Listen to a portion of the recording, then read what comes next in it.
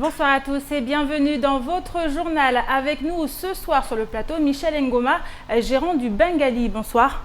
Oui, bonsoir madame. Alors il y a quelques mois, vous accueillez au sein de votre établissement les familles décasées qui avaient établi leur camp à la place de la République. Qu'en est-il de la situation aujourd'hui? Vous nous en direz davantage dans ce journal. À vos côtés, DJ Casper. Bonsoir. Bonsoir. Alors cette situation des personnes décasées qui sont établies au Bengali vous touche. Vous avez pour cela prévu de faire un geste, une action, un concert qui sera organisé le 8 octobre prochain. Vous nous en parlerez également tout à l'heure. Et avec nous sur le plateau aussi, Pierre Bellucci. Bonsoir Pierre. Bonsoir Amina, bonsoir à tous. Manger mieux, mais manger local. C'est l'objet de l'opération menée aujourd'hui par l'IREPS à la place de la République. Vous nous en direz davantage sur ce qui a été dit et fait aujourd'hui Pierre. Mais d'abord, voici les titres de ce mercredi 21 septembre. Peu après sa nomination en tant que ministre des Outre-mer, Erika Barrett a déclaré réserver son tout premier déplacement à Mayotte. Son arrivée est très attendue sur l'île aux parfums, mais pourrait être perturbée par les grévistes de la fonction publique qui l'attendent déjà de pied ferme. La deuxième édition de la Journée nationale de la qualité de l'air a eu lieu aujourd'hui. Organisée par le ministère de l'Environnement, de l'Énergie et de la Mer, cette journée vise à faire prendre conscience aux citoyens de l'importance de respirer un air de bonne qualité. Plus d'informations dans votre journal. L'alimentation était aujourd'hui à l'honneur au comité du tourisme. L'instance régionale d'éducation et de promotion de la santé avait en effet organisé une journée autour de la consommation de produits locaux. Zoom sur les bienfaits de manger local à la fin de cette édition. Depuis l'annonce de sa visite prochainement à Mayotte, la ministre des Outre-mer est très attendue. À quelques jours de son arrivée, les attentes sont donc nombreuses, tant du côté de la population que de l'intersyndicale. Hier, cette dernière a d'ailleurs suspendu la grève entamée afin de la reconduire le 28 septembre prochain. Ils espèrent ainsi mettre la pression sur le gouvernement en montrant notamment à la ministre la force de leur détermination, une détermination à la hauteur de leurs revendications. Un sujet signé Pierre Bellucci et Leslie Vimnet. Hier, la grève dans la fonction publique a été reconduite au 28 septembre, veille de l'arrivée de la nouvelle ministre des Outre-mer. Et si certains y voient là une stratégie liée au manque de manifestants dans les rues, les syndicats parlent eux de continuité d'un mouvement qui reste pour l'heure relativement calme. Nous avons joué la gentillesse, d'accord, encore une fois, mais vous avez dans nos rangs des collègues qui commencent à vouloir y aller. On a dit, écoutez, on se conserve, d'accord, on préserve nos forces, on attend la ministre le 28 et puis on souhaite être reçu en premier lieu pour pouvoir effectivement, en cas de déception, d'organiser à notre manière la visite ministérielle. Mais en tout cas, hors de question de venir ici et de nous présenter encore quelque chose qui va nous frustrer, parce que ça fait déjà plusieurs fois, depuis le 30 septembre 2015, que nous sommes de frustration en frustration. Hier, lors des échanges dans l'hémicycle, Elad Chakrina a rendu visite aux grévistes. Celui qui se présente pour les législatives de 2017 sous la bannière du parti Les Républicains explique soutenir les revendications et n'être en aucun cas dans une logique de récupération politique. C'était avant tout un soutien moral. C'était aussi une présence importante pour comprendre, écouter. Et c'était aussi une manière de dire que, en effet, les revendications qui sont portées par l'intersyndicale, par tous ces Mahorais qui vivent des conditions difficiles, eh bien, ces revendications sont tout à fait légitimes parce qu'elles participent justement à l'égalité citoyenne. Et quand on veut justement assumer des responsabilités sur un territoire comme celui-ci, il est important de pouvoir porter un message pareil et de se dire que justement cette revendication à l'égalité, eh bien, il y a un fondement juridique. Et ce fondement juridique en question, c'est notre ancien statut qui est un statut hybride et qui n'était pas celui de département d'outre-mer. Si les attentes sont nombreuses du côté de l'intersyndicale, toute la population souhaite que le gouvernement prenne conscience des problèmes qui rongent le département. Mais encore faudrait-il que Mayotte soit capable de parler d'une seule voix et que la politique politicienne cesse de prendre le dessus sur l'intérêt général.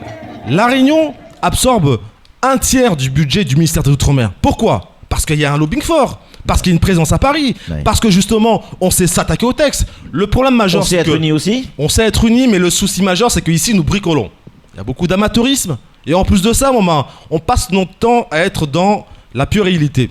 On ne prend pas à cœur les problèmes. Quand on vous dit qu'il y a des problèmes sociétaux, on les néglige. Problèmes d'insécurité, on les néglige. Problèmes justement d'éducation, on les néglige. De santé, on les néglige. Bref, on est très content quand il s'agit de prendre des billets d'avion pour aller de Mayotte à Paris. En dehors de cela, il n'y a aucun travail qui est fourni.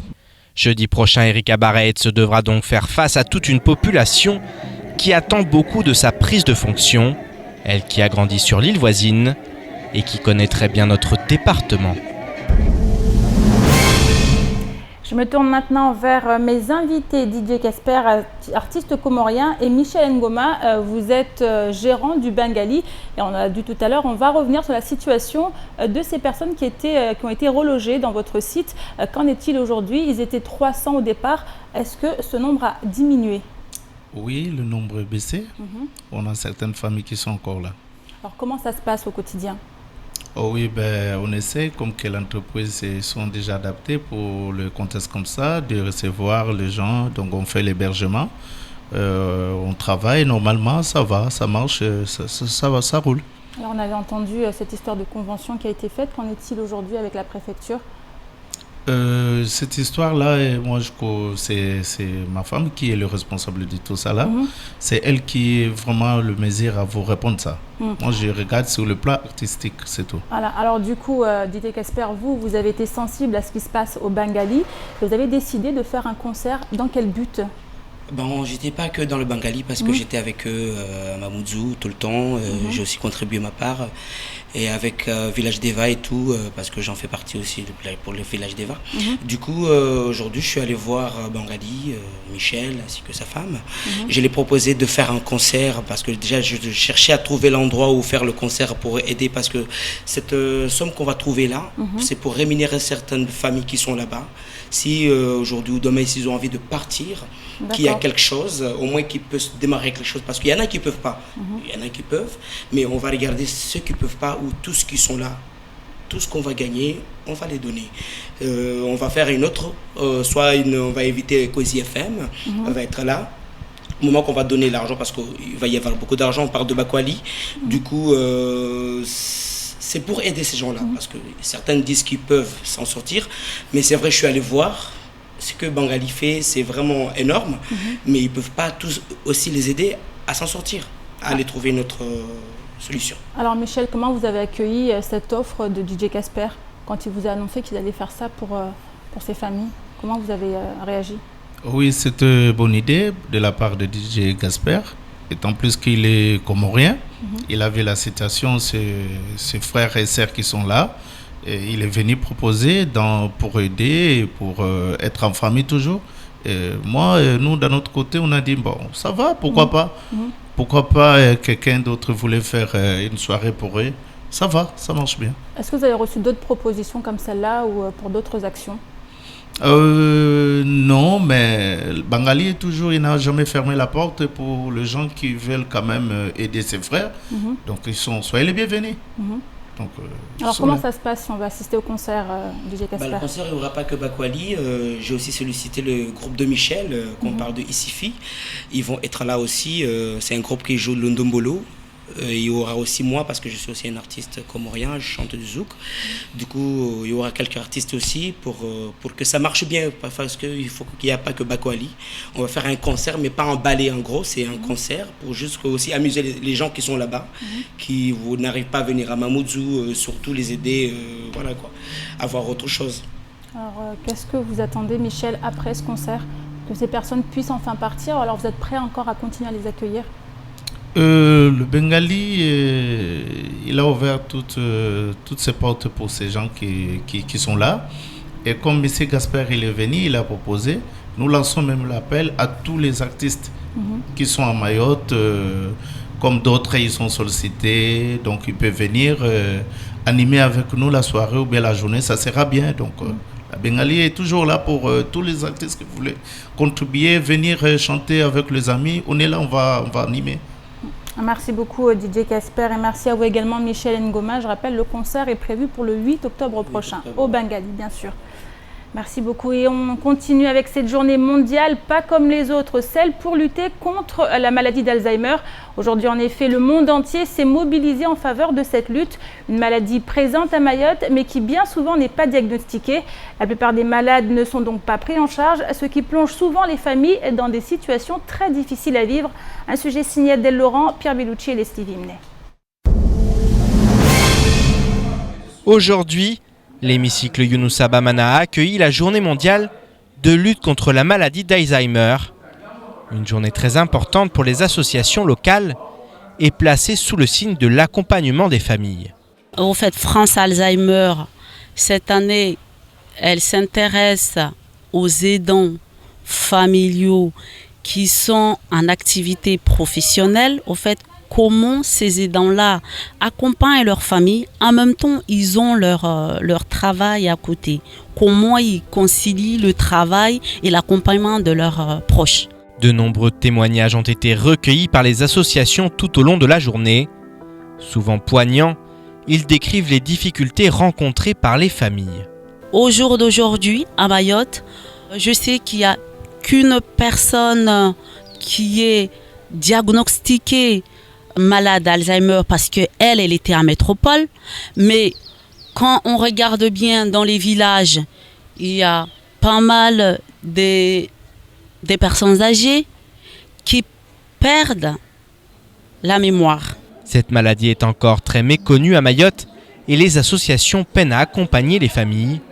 Cette journée doit donc permettre à l'Union des associations familiales d'agir de concert pour essayer de se faire entendre.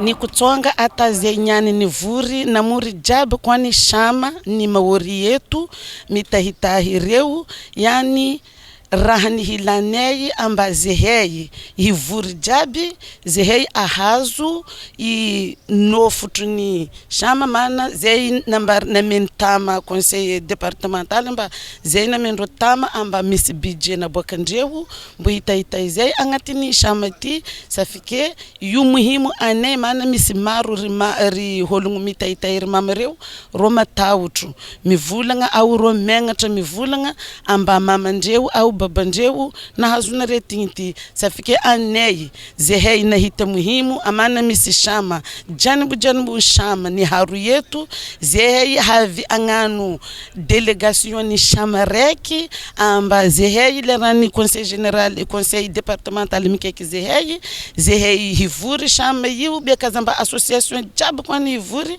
be delege na mbele neirei roro hivuri yeu ro ahazu hikudei zenye modeli madelio ni hilanei. Les associations manquent de moyens tant matériels qu'humains.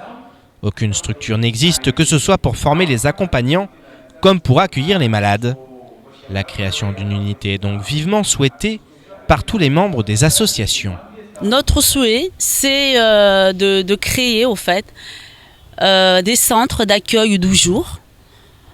Pendant la matinée, on essaye d'accompagner nos proches dans ce centre-là et l'après-midi, venir les chercher. Déjà, ça nous permettra aussi de les occuper, de les accompagner, peut-être en voyant d'autres personnes qui sont là, des gens que pendant longtemps qu'on n'a pas vu, mais peut-être dans ce centre-là, ils vont se retrouver, ils vont partager des choses. La maladie d'Alzheimer est une maladie terrible qui va jusqu'à faire oublier aux parents l'existence de leurs enfants. Une maladie dégénérative qui ne touche pas que les personnes âgées et qu'il serait temps de prendre en charge à Mayotte. L'air que nous respirons est-il de qualité? Une question à laquelle l'association Hawa a tenté de répondre ce matin à travers une journée de sensibilisation sur la qualité de l'air à Mayotte. Et en effet, si l'île semble être épargnée par la pollution atmosphérique, cette dernière tend tout de même à se développer à Mamoudzou. L'activité humaine croissante dans la zone devient problématique et il est important d'en prendre conscience rapidement. Conclusion, des solutions alternatives pour limiter les émissions de gaz à effet de serre doivent ainsi être trouvées afin de purifier l'air que nous respirons quotidiennement. Le point dans ce sujet est signé Pierre Bellucci et Assoumani Darwesh. Aujourd'hui, l'association Hawa Mayotte a invité la population à une journée portes ouvertes au Haut-Vallon. Objectif, sensibiliser le plus grand nombre sur la qualité de l'air que nous respirons. La population n'est pas consciente car il y a un manque d'informations. C'est la raison de notre existence sur Mayotte. En effet, l'association se charge de mesurer et de surveiller la qualité de l'air. À ce titre, une campagne de communication sera lancée prochainement dès la publication des premiers résultats. Ces résultats seront prochainement diffusés par le site internet de Hawa Mayotte, qui n'existe pas encore mais qui est en cours de création. Et un des rôles aussi essentiels de l'association Hawa Mayotte va être de sensibiliser la population par des actions de communication dans les écoles, dans les collèges par exemple, et aussi au moyen de journées comme aujourd'hui. Si l'air semble pour l'heure relativement sain sur l'île, les premières analyses révèlent néanmoins que le chef-lieu n'est plus épargné par la pollution. Sur Mamoudzou et avec la circulation et le trafic et les embouteillages, il faudra faire plus attention, surtout au niveau des particules PM10, ces particules qui sont inférieures à 10 micromètres, qui sont préoccupantes dans les zones de circulation. Pour réduire les émissions de gaz à effet de serre et assainir l'air que nous respirons, Vélib, covoiturage ou encore transport en commun sont autant de moyens de transport alternatifs qui peuvent permettre de changer les choses. À ce titre, la chargée d'études au sein de l'association souhaitait faire passer un message. Je tiens à dire donc à toute la population de Mayotte que l'air est vital comme la nourriture. Donc si elle n'est pas saine, notre santé aussi risque aussi de ne pas l'être. Et voyons maintenant ce qu'il en est du reste de l'actualité de ce mercredi 21 septembre. Petit tour d'horizon tout de suite dans l'actualité en bref. Le nouvel organigramme au conseil départemental a fait parler de lui ces dernières semaines. Certains ont été sommés de quitter leurs fonctions, à l'instar du directeur général des services Jean-Pierre Salinière. Ce dernier s'est depuis fendu d'une lettre d'au revoir, même si certains passages peuvent faire office de règlement de compte. Il pointe ainsi du doigt le pouvoir de nuisance et la force d'inertie dont certains font preuve, avant d'ajouter « Je ne puis donc que vous souhaiter que ce soit exclusivement des critères d'efficacité et de compétences avérées qui président aux affectations prochaines sur la base d'une réelle mise en concurrence entre postulants, effectuée dans la plus grande transparence. C'est là le seul garant de l'efficience et de l'efficacité nouvelle recherchée. En clair, si la position des postes est bonne selon lui, il faudra veiller à la qualité de ceux et celles qui les occuperont. A noter que l'ancien DGS a lancé une procédure judiciaire pour licenciement abusif et devrait ainsi ne pas repartir les poches vides. La concurrence est actuellement à son comble entre les différentes compagnies aériennes qui desservent le département. En effet, après Air Austral, c'est au tour de Corsair de faire des annonces de poids. La direction écrit ainsi après la reconfiguration totale de ses cabines et l'arrivée de 2 Airbus A330-300 de nouvelle génération. Corsair continue de déployer sa stratégie de montée en gamme. La compagnie introduira une nouvelle classe business sur l'ensemble de sa flotte à partir de l'été 2017 et lance dès à présent un nouveau programme de fidélité avec l'intégration d'une carte Platinum. Les clients business profiteront d'une cabine redessinée et privative proposant 12 fauteuils convertibles en lit. Les sièges seront situés à l'avant de l'appareil pour les Airbus et au pont supérieur pour les Boeing. Le premier vol en business sera commercialisé dès le 1er février 2017 pour des opérations qui débuteront le 1er juillet. Ce matin entre 4h et 4h15, en effet selon les témoignages, un séisme a été ressenti à différents endroits. Ce tremblement de terre a été enregistré par les organismes internationaux et notamment l'observatoire de sismologie de Sambava à Madagascar. Le séisme était de magnitude 5,1 et a eu lieu à 10 km de profondeur et à 200 km à l'ouest des côtes de Mayotte. Le Bureau de recherche géologique et minière a enregistré le séisme à la station de Mamoudzou. Pour les 2 autres stations existantes à Mayotte, les analyses sont toujours en cours de traitement par un ingénieur du BRGM. L'analyse des 3 enregistrements permettra de localiser précisément l'épicentre et de déterminer les raisons exactes du séisme. Manger 5 fruits et légumes par jour, l'expression est désormais très connue et pour donner tout son sens à cette recommandation, l'instance régionale d'éducation et de promotion de la santé a organisé une journée intitulée Fraîche Attitude. À travers cette opération menée à la place de la République, l'IREPS a souhaité mettre en valeur les fruits et légumes locaux afin de favoriser leur consommation, un message auquel le public semble avoir été réceptif. Davantage de précisions dans ce reportage signé Adèle Laurent. Soutenir les acteurs locaux et promouvoir la santé, ce sont 2 des missions de l'IREPS. L'instance régionale d'éducation et de promotion de la santé a mis à l'honneur aujourd'hui les fruits et légumes de Mayotte. Le but était de mettre en valeur les producteurs locaux et de sensibiliser aux bienfaits de manger local.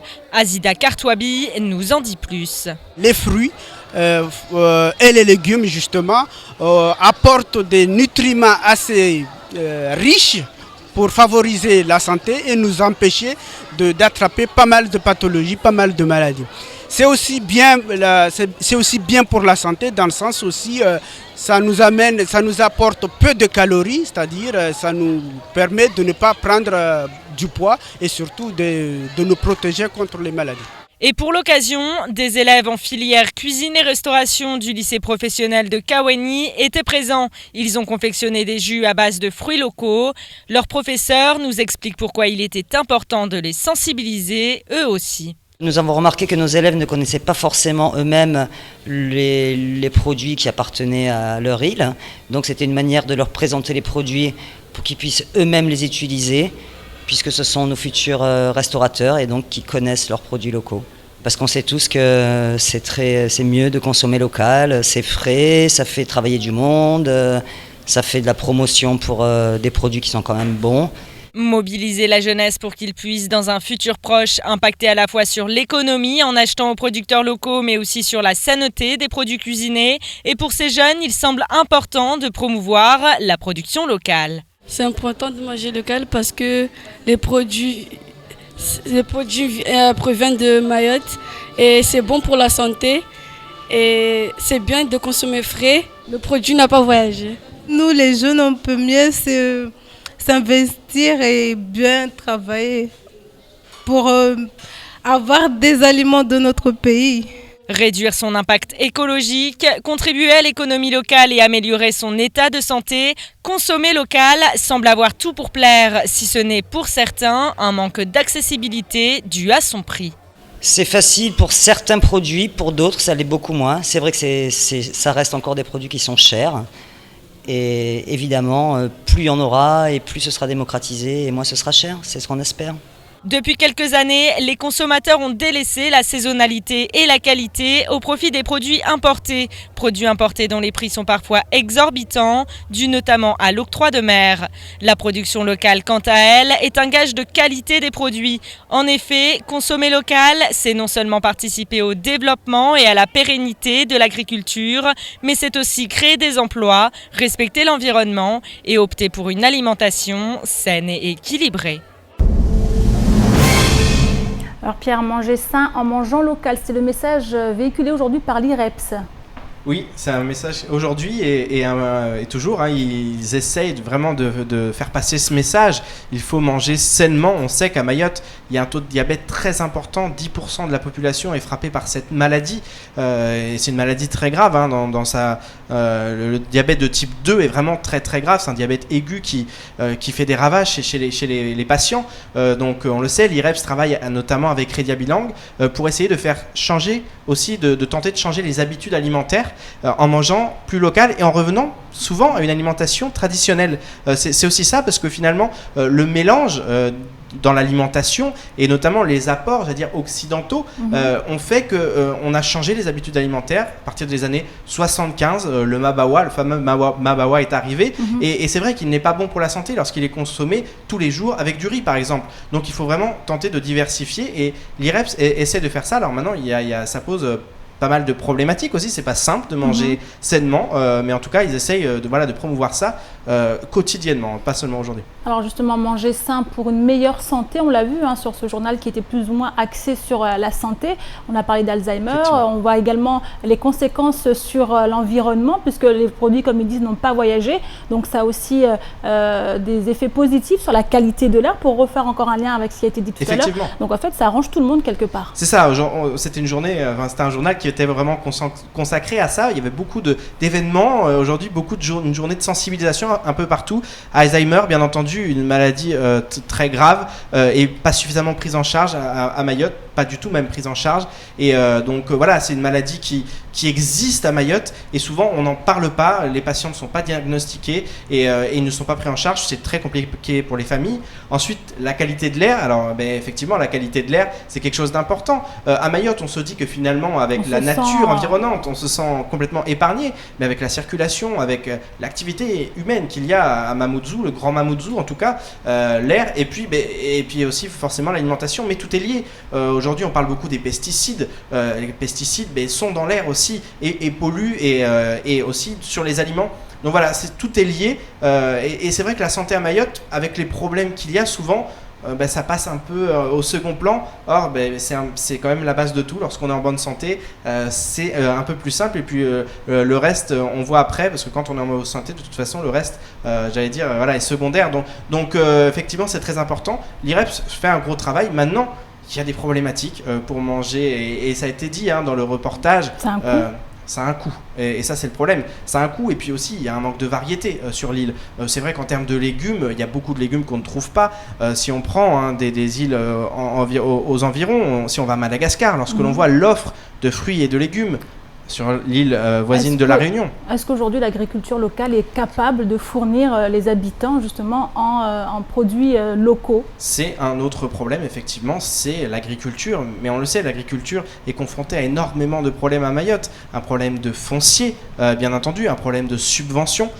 Toutes ces choses font qu'aujourd'hui, on n'est pas suffisamment, autosuffisant en termes de production au niveau des fruits et des légumes. Et puis on sait aussi les problèmes environnants au niveau des champs qui sont pillés, tout ça, donc c'est très compliqué. Donc c'est vrai que souvent ces associations font ce qu'elles peuvent pour dire qu'il faut manger sainement. Derrière, les gens leur disent mais attendez, comment vous voulez qu'on mange sainement? On n'a pas suffisamment de fruits, pas suffisamment de légumes, c'est extrêmement cher, ça rentre pas dans les budgets. Voilà. Mais en tout cas, c'est vrai qu'il faut surtout changer les habitudes alimentaires. Déjà dans un premier temps, essayer de manger autrement et de diversifier son alimentation. Et puis ensuite, on peut toujours trouver, souvent on met en avant aussi, on le sait qu'il y a beaucoup de structures, des associations, effectivement, de structures où les GVA qui offrent justement des paniers. Ça se développe beaucoup à Mayotte, qui livrent des paniers. Alors bien sûr, c'est avec des fruits, des légumes de saison, mais ça se développe de plus en plus, et à l'avenir, on imagine et on espère en tout cas que ça va envahir un peu tous les foyers,